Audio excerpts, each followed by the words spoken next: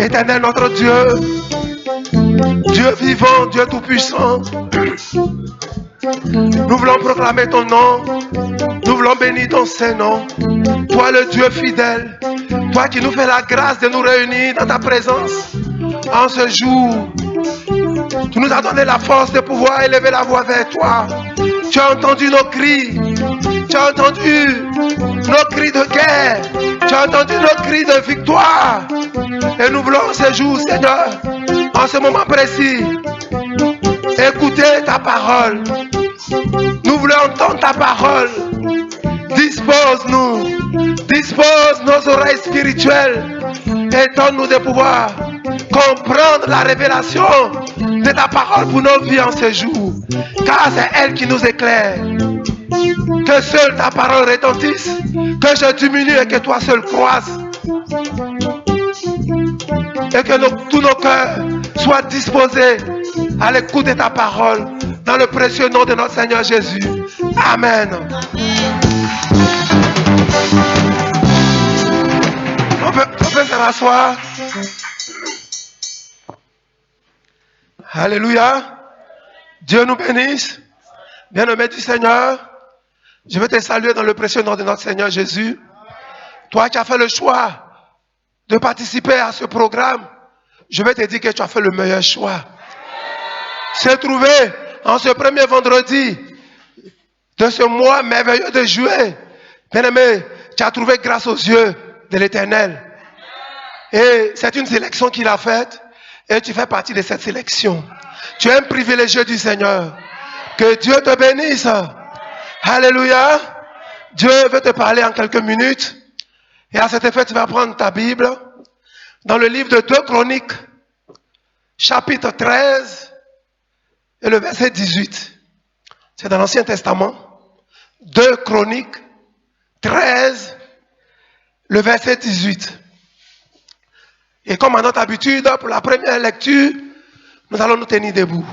Tous, par obéissance et par respect pour la parole, tu vas te tenir debout et je vais demander à un lecteur de nous lire ce passage. 2 Chroniques 13, verset 18. Les enfants d'Israël furent humiliés en ce temps et les enfants de Juda remportèrent la victoire parce qu'ils s'étaient appuyés sur l'Éternel, le Dieu de leur père. Je t'ai pas entendu, bien-aimé. Parce qu'ils s'étaient appuyés sur le Dieu de leur père. Ça mérite des acclamations de ta part. Ils n'ont pas remporté la victoire comme ça. Dis Amen. Ils n'ont pas remporté la victoire parce qu'ils étaient les plus forts. Ils n'ont pas remporté la victoire parce qu'ils étaient mieux armés. Alléluia. Mais parce qu'ils s'étaient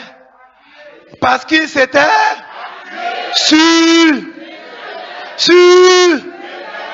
Mais toi, bien-aimé, toi, mon frère, ma soeur, sur qui t'appuies-tu? Qui est l'auteur de ta victoire? Assis-toi. Alléluia. Je reprends ce passage. Les enfants d'Israël furent humiliés en ce temps.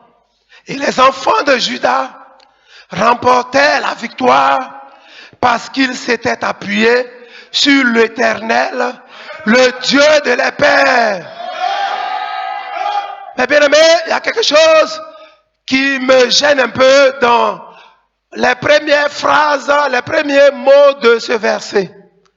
Les enfants d'Israël. Ça vous dit quelque chose? Les enfants d'Israël, c'est qui? C'est le peuple que Dieu lui-même sait, que l'Éternel lui-même sait. C'est le peuple chéri de Dieu.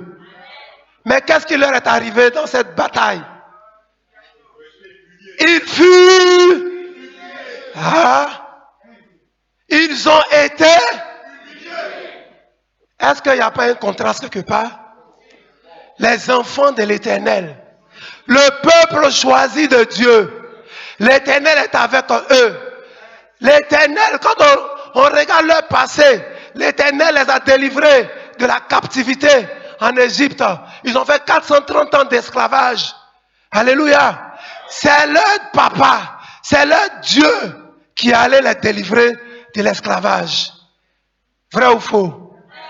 C'est encore lui, quand ils se sont retrouvés devant la mer Rouge, parce que poursuivis par les troupes de Pharaon, qu'est-ce qui leur est arrivé encore? L'Éternel, il s'est levé et il a délivré son peuple. La Bible dit qu'il a fondu la mer Rouge en deux et le peuple a traversé la mer. Dans le désert, alléluia, pendant 40 années durant, ils ont été soutenus. Ils ont été assistés. La Bible dit, dans le désert, il n'y a ni nourriture ni eau. N'est-ce pas? Mais le peuple chéri de Dieu, le peuple béni de Dieu, le peuple choisi de Dieu recevait chaque jour la manne et la caille pour nourriture. Alléluia.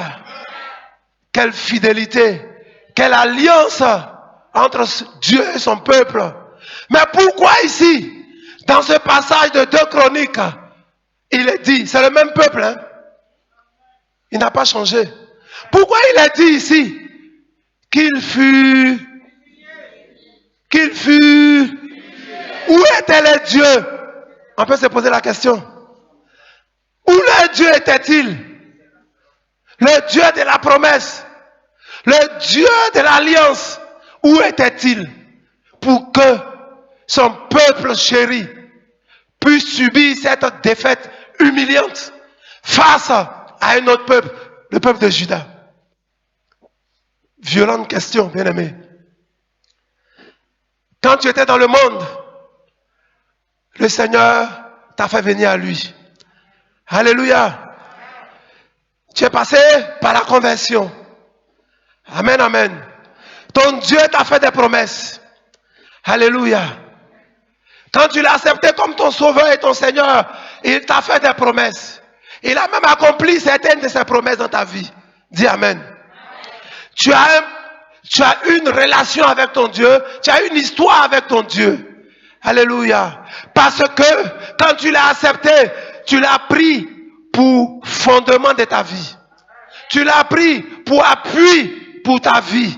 Alléluia. Tu ne faisais rien sans le consulter. Alléluia. Tu lui devais toutes tes victoires. Dis amen. Tu lui devais tous tes combats. Tu ne t'engageais pas dans quelque chose sans l'avoir consulté au préalable. Alléluia. Ainsi était ta relation avec ton Dieu. Ainsi était ton alliance avec ton Dieu. Mais je vais bien te demander, frères et sœurs, pourquoi aujourd'hui ta vie est dans la confusion? Pourquoi les promesses de l'Éternel sont si éloignées de ta vie? Pourquoi elles ne s'accomplissent pas? Alléluia. N'est-ce pas le même Dieu que tu as accepté par le passé? A-t-il changé? Je ne crois pas. Parce que notre boussole, la parole immuable de Dieu nous dit ceci, que notre Dieu est un Dieu immuable et sa parole est infaillible. Alléluia. Il est le même hier, il est le même aujourd'hui et il est le même éternellement. Il ne change pas. Et ce que sa bouche dit, sa main l'accomplit toujours. Mais pourquoi sa main a cessé d'accomplir ce que sa bouche a dit de ta vie? Dis amen. Dis question. Bien-aimé, c'est ce qui est arrivé au peuple d'Israël. C'est ce qui leur est arrivé face à Juda. Et je rappelle ici que le roi d'Israël en son temps, il s'appelait Jéroboam. Et il a décidé d'aller attaquer un autre peuple, qui est le peuple de Juda, dont le chef était, dont le roi s'appelait Abijah. Alléluia. Arrivé à la maison, vous aurez le temps de lire tout le chapitre et vous allez mieux comprendre l'histoire. Alléluia. Et Jéroboam, qui conduisait le peuple d'Israël, s'est levé. Il était à l'origine un serviteur de Salomon. Alléluia. Salomon, qui est le fils de qui? Qui est le fils de David, du grand David. David, le grand roi. David, l'homme selon le cœur de Dieu. Et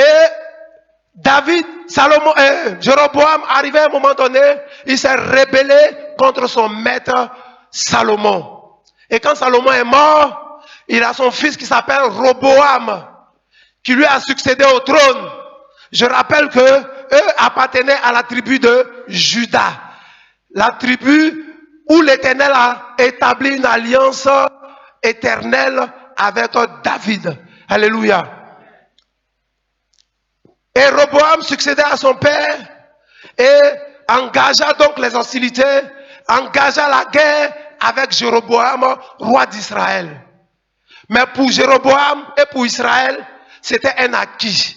Parce que Dieu les a toujours exaucés. Parce que Dieu, l'Éternel a toujours été avec eux. Et alors pour cela, dans cette guerre, ils n'ont pas consulté l'Éternel. Ils se sont appuyés sur leurs propres expériences. Dis Amen. Ils se sont appuyés sur leurs propres capacités. Dis Amen. Ils se sont appuyés sur leurs propres forces. Alléluia.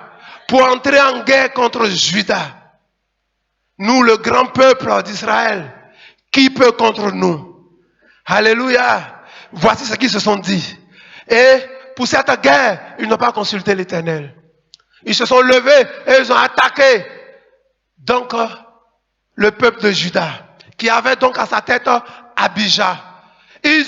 Jéroboam a pu vaincre, après le décès de Salomon, après la mort de Salomon, il a pu vaincre son successeur qui s'appelait Roboam, qui était son fils. Alléluia. Parce que Roboam avait peur. Parce que Roboam était un jeune qui était craintif face aux menaces de Jéroboam. Alléluia. Il avait peur. Et il a vu qu'il n'avait pas assez de capacité, assez de force pour lutter contre Jéroboam, roi d'Israël. Et par conséquent, il a été vaincu. Jéroboam, roi d'Israël, l'a emporté sur Juda. Alléluia. Et Roboam mourut à son tour. Et qui vient maintenant? C'est au tour de son fils bien-aimé, le fils de sa femme qu'il aimait le plus, qui s'appelle Abijah. Alléluia. C'est contre maintenant Abijah que la bataille va être menée. Abijah, nouveau roi de Juda qui succède à son père Roboam. Donc Abijah a pour père Roboam, a pour grand-père Salomon et a pour ancêtre donc il est issu de la lignée de... Alors que nous savons que la lignée de David, c'est des grands combattants. C'est des grands guerriers. C'est contre lui maintenant que Jéroboam, le roi d'Israël, va se lever. Alléluia.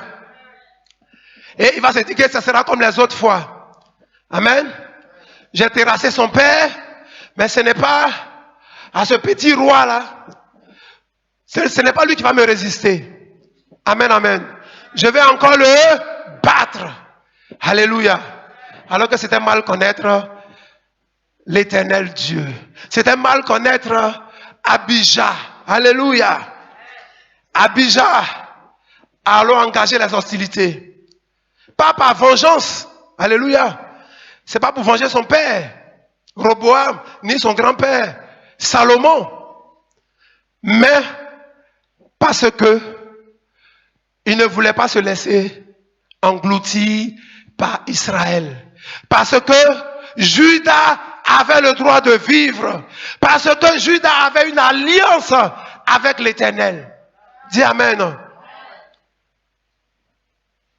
Je rappelle que Jéroboam, roi d'Israël, avait près de 800 000 soldats à sa cause.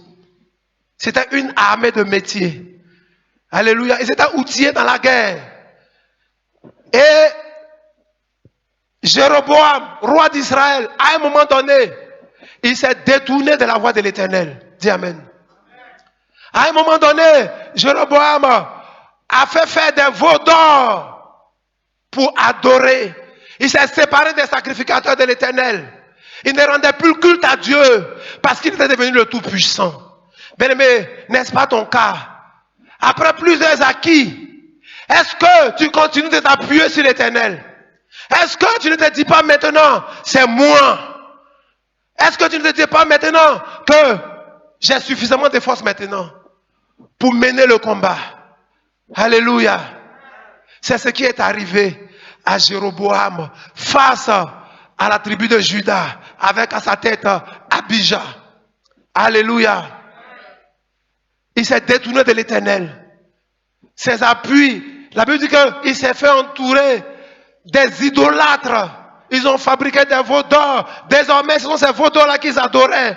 Parce que pour eux, c'est eux qui allaient leur donner la victoire. Alléluia. Et ils se sont levés. Et ils sont rentrés en combat contre Abijah et contre Juda.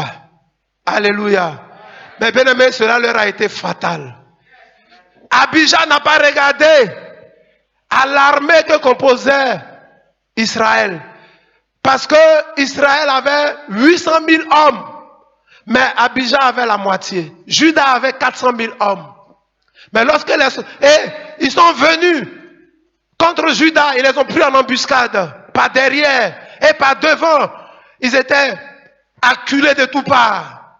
Juda et Abijah étaient acculés de toutes parts par Jéroboam et l'armée d'Israël. Mais regardez ce que l'Éternel va faire. Mais quand tu es acculé de toutes parts, qu'est-ce que tu fais? Quelle est l'attitude que tu adoptes? Avec cette situation du coronavirus, tes activités ont baissé. Tes finances ont pris un coup. Voici le loyer. Voici les factures. Tu es même en chômage technique. Voici la maladie. Tu ne sais à quel sein te vouer. Bien-aimé, voici l'attitude que Juda et Abijah ont adoptée pour finir. Ils ont levé les yeux ils ont levé les yeux vers l'Éternel. Mais ils n'ont pas fait seulement que lever les yeux vers l'Éternel. Ils ont crié à l'Éternel. Ils n'ont pas compté sur leur armée. Ils n'ont pas regardé aussi à l'armée qui était en face, qui pouvait les engloutir à la minute.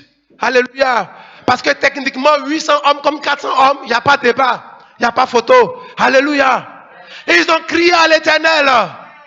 Et ils ont fait résonner des trompettes retentissantes. Alléluia. Parce que Juda avait Dieu avec eux. Parce qu'ils se sont souvenus que Dieu, l'Éternel, était le Dieu de leur alliance. Était le Dieu de l'alliance de leurs pères. Ils ont crié à lui. Et l'Éternel s'est levé du haut de son trône.